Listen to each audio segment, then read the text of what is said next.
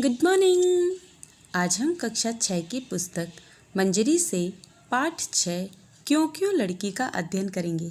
यह एक बहुत ही अच्छी कहानी है और इस कहानी में एक आदिवासी लड़की के विचारों में जिज्ञासा, जीवन संघर्ष तथा कार्य करने की लगन को रोचक संवाद शैली में प्रस्तुत किया गया है। इस कहानी को लिखा है महाश्वेता देवी ने, जिनका जन्म 14 जनवरी 1926 को ढाका, बांग्लादेश में हुआ था और इनकी मृत्यु 28 जुलाई 2016 में हुई। तो चलिए हम अपनी कहानी शुरू करते हैं। इस कहानी को आप पूरा सुनेंगे तो आपको ये कहानी बहुत अच्छी लगेगी और इस कहानी के लास्ट में जो प्रश्न दिए जाएंगे उसके उत्तर भी आप लिख पाएंगे। पर क्यों? छोटी सी लड़की थी वह, करीब 10 साल की। एक बड़े से सांप का पीछा कर रही थी। मैं उसके पीछे भागी, उसकी चोटियाँ पकड़ घसीट कर लाई, उस पर चिल्लाई, ना मोइना ना। तो मोइना कितने साल की थी? मोइना 10 साल की थी। क्यों? उसने पूछा। वो कोई धामन वामन नहीं है, नाग है नाग। तो नाग को क्यों न पकड़ूं? क्यों? अरे काट लेगा। नहीं, इस बार नहीं। पर क्यों? मैं उसे ऑफिस तक घसीट कर लाई। वहाँ उसकी माँ खीरी एक टोकरी बुन रही थी। खीरी कौन थी? खीरी मोइना की माँ थी। मोइना की माँ का नाम खीरी था। चलो थोड़ा आराम कर लो, मैंने कहा। क्यों? क्यों नहीं? थकी नहीं हो क्या? मोइना ने सिर हिलाया। बाबू की बकरियां कौन घर लाएगा? और लकड़ी लाना, पानी लाना, चिड़िया पकड़ने का फंदा लगाना, ये सब कौन करेगा? तो मोइना क्या क्या काम करती थी? बाबू की बकरियां चराती थी, लकड़ी लाती थी, पानी लाती थी और चिड़िया पकड़ने का फंदा लगाती थी।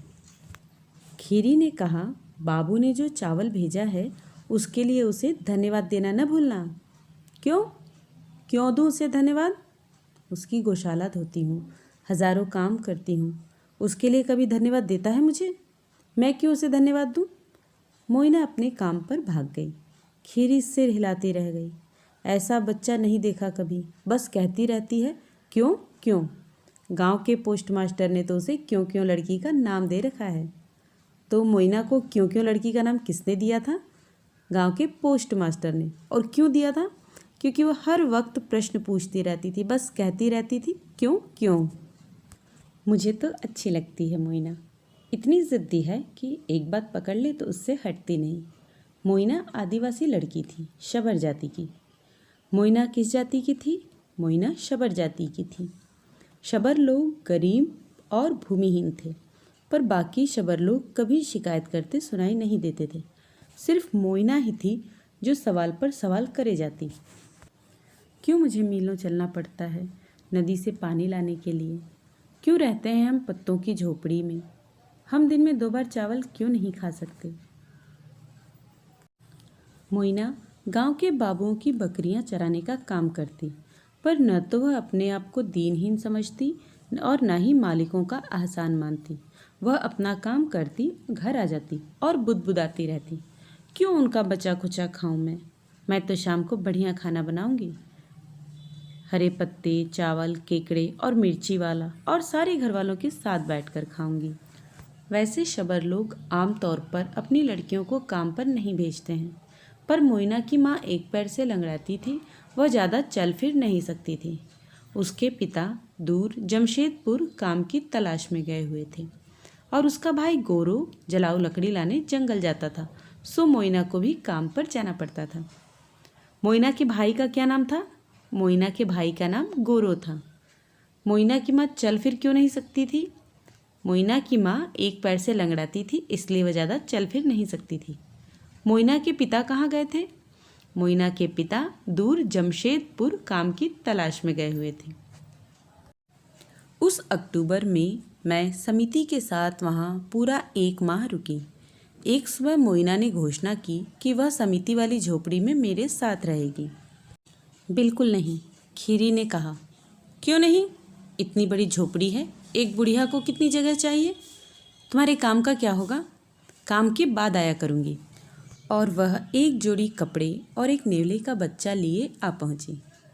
ये बस जरा सा खाता है और बुरे सांपों को दूर भगाता है, उसने कहा। अच्छे वाले सांपों को मैं पकड़कर माँ को दे देती हूँ।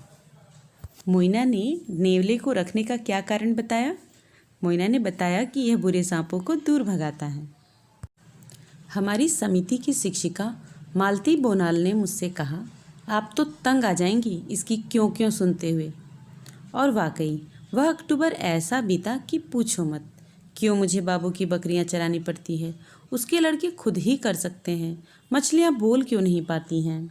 अगर कई सारे तारे सूरज से भी बड़े हैं तो वो इतने छोटे क्यों नज़र आते हैं? और हर रात को तुम सोने के पहले किताबें क्यों पढ़ती हो? क्योंकि किताबों में तुम्हारी क्यों क्यों के जवाब मिलते हैं। इस एक बार मोइना चुप रही। उसने कमरा ठीक ठाक किया, रंगन के फूलों वाले झाड़ को पानी दिया, नेवले को मछली दी। फिर उसने कहा, मैं पढ़ना सीखूंगी और अपने सारे सवालों के जवाब ढूंढ निकालूंगी। जो वह मुझसे सीखती वह बकरियां चराते समय दूसरे बच्चों को बताती। कई तारे तो सूरज से भी बड़े हैं। सूरज पास है इसलिए बड़ा दिखता है। मछलियां हमारी तरह बातें नहीं करती। मछलियों की अपनी भाषा है जो सुनाई नहीं देती। तुम्हें पता है पृथ्वी गोल है। 1 साल बाद जब मैं उस गांव में दोबारा पहुंची तो सबसे पहले सुनाई दी मोइना की आवाज़। स्कूल क्यों बंद है? समिति के स्कूल के अंदर एक मिमियाती बकरी को अपने साथ घसीटते हुए उसने मालती को ललकारा। क्या मतलब है तुम्हारा, क्यों बंद है? मैं भी क्यों न पढ़ूं? तो तुम्हें कौन रोक रहा है? पर कोई कक्षा ही नहीं लगी। स्कूल पूरा हो चुका। क्यों? तुम जानती हो मोइना, मैं सुबह 9 से 11 बजे तक कक्षा लगाती हूँ। मोइना ने पाँव पटक कर कहा। तुम समय बदल क्यों नहीं सकती?